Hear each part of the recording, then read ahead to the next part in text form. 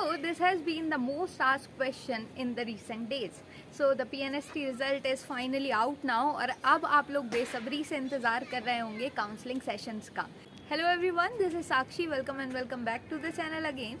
In today's video, we are going to discuss about the complete fee structure in your BSc Nursing course and in the first year mainly, including the admission fees and the other requirements. In the further videos, we are going to discuss each and every topic. So अगर आपके मन में कोई भी doubt है related to PNST, nursing or anything, you can ask in the comment section below. Full information के लिए full video देखना is must. So वीडियो को एंड तक देखना मत भूलेगा and please do like the video too. Now without any further ado, let's get started. Counseling forms will be updated and will be available very soon. Counselling के बाद हम लोगों को एडमिशन के लिए जाना होगा और एडमिशन के लिए there will be a need of money. तो अगर हम लोगों को पहले से पता हो कि कितना मनी रिक्वायरमेंट चाहिए होगा हमारे एडमिशन के लिए या हमारे फर्स्ट ईयर के बीएससी नर्सिंग के लिए, so we will be able to get ready for that. अब अभी जो कॉलेज काउंसलिंग है वो डीएमई की ही होगी, क्योंकि यहाँ पे इस बार जो पीएनएसटी की रूल बुक में कॉलेजेस हैं वो सभी ऑटोनॉमस कॉलेजेस हैं. तो इन सभी कॉलेजेस में आपको फ़ीस भी पे करनी होगी. ये फ़ीस बाकी के प्राइवेट कॉलेजेस से बहुत कम होगी, but still we need to arrange the money somehow, because पूरे साल की फ़ीस आपको एक ही बार में देनी पड़ती है वाइल गेटिंग योर एडमिशन. सो सबसे पहले हम लोग बात करते हैं कि जब आप लोग काउंसलिंग स्टार्ट करेंगे, हम लोग इस वीडियो में काउंसलिंग प्लस अदर जो भी रिक्वायरमेंट फ़ीस है प्लस हमारी एकेडमिक फ़ीस या फिर फर्स्ट ईयर की फ़ीस, सारी चीज़ों के बारे में डिस्कस करेंगे. सबसे पहले बात करते हैं काउंसलिंग की. तो जैसे ही काउंसलिंग फॉर्म अवेलेबल होंगे तो आप लोगों को अपने कॉलेज के अकॉर्डिंग चॉइस फिलिंग करनी होगी. मतलब कि जो भी कॉलेज आपको चाहिए उस सीक्वेंस में आपको चॉइस फिलिंग करनी होगी. इस काउंसलिंग के फॉर्म को फिल करने के लिए आपके 1100 टू 1300 मीन्स 1100 से 1300 रुपये लग सकते हैं. तो make it ready. After that आप लोग काउंसलिंग जब आपकी हो जाएगी तो काउंसलिंग का रिज़ल्ट आएगा. वो रिज़ल्ट आप लोग ऑनलाइन डाउनलोड कर लेंगे.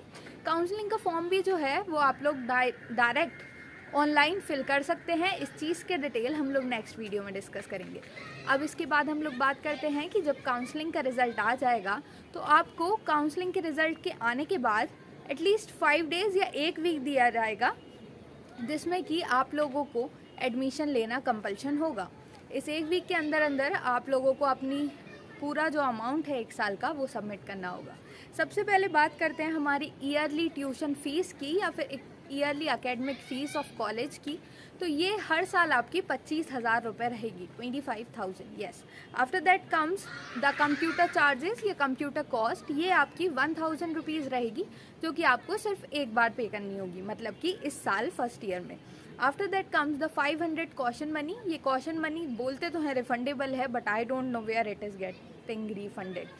अब उसके बाद बात करते हैं 1,500 रुपये या 1,500 रुपीज़ आपको देने पड़ते हैं ट्रांसपोर्टेशन फ़ीस के लिए. ये ट्रांसपोर्टेशन फ़ीस अगर कोई प्रोग्राम्स अरेंज होते हैं तो आप लोगों को इधर से उधर ट्रांसपोर्टेशन के लिए यूज़ होते हैं. समटाइम्स जब सेकेंड ईयर से आप लोग कम्युनिटी जाते हैं तो तब यूज़ होते हैं. कम्युनिटी मतलब कि कम्युनिटी हेल्थ नर्सिंग एक सब्जेक्ट है, उसके अंतर्गत आपको गांव के सारे कॉलेज और अपनी कम्युनिटी के सारे हॉस्पिटल्स में ले जाया जाता है. सो ये 1,500 जो है ये भी ईयरली है और आपके जो 25,000 है ये भी ईयरली है. तो ये 1,500 ईयरली चार्ज, 1,000 कंप्यूटर का कॉस्ट, 500 जो है कॉशन मनी एंड 1,500 जो है हमारा yearly fees for the transportation. ये सभी मिला के हमारा टोटल सम होता है 28,000 रुपीज़, 28,000 रुपये. अगर आप लोग कॉलेज ज्वाइन करते हैं, अगर आप लोग जब हॉस्टल ज्वाइन करते हैं तो हॉस्टल के लिए आपको पूरे साल का मिला के 6,000 रुपये पे करना पड़ेगा. यस, कंप्लीट ईयर के लिए सिर्फ और सिर्फ 6 महीने हमारी ईयरली फ़ीस है हॉस्टल के लिए. एंड 1,000 रुपीज़ आपकी काउंसलिंग के लिए यहाँ पे अलग से लगेगी. और ये सारी फ़ीस मिला के मतलब 28,000 हमारा एकेडमिक सेक्शन या कॉलेज मिला के, 1,000 काउंसलिंग फ़ीस मिला के 29 होते हैं. एंड 29 प्लस ये 6,000 हॉस्टल के मिला के टोटल हमारे पास 35,000 रुपीज़ होते हैं.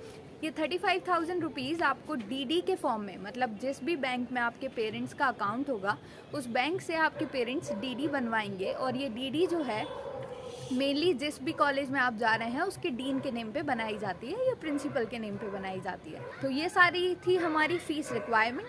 अब इसके अलावा भी कुछ खर्चे हैं, जैसे कि सबसे पहले हमने देखा काउंसलिंग के खर्चे। अब उसके बाद जब आप लोग एडमिशन के लिए जाएंगे तो आपको कुछ एफिडेविट्स बनवाने होंगे।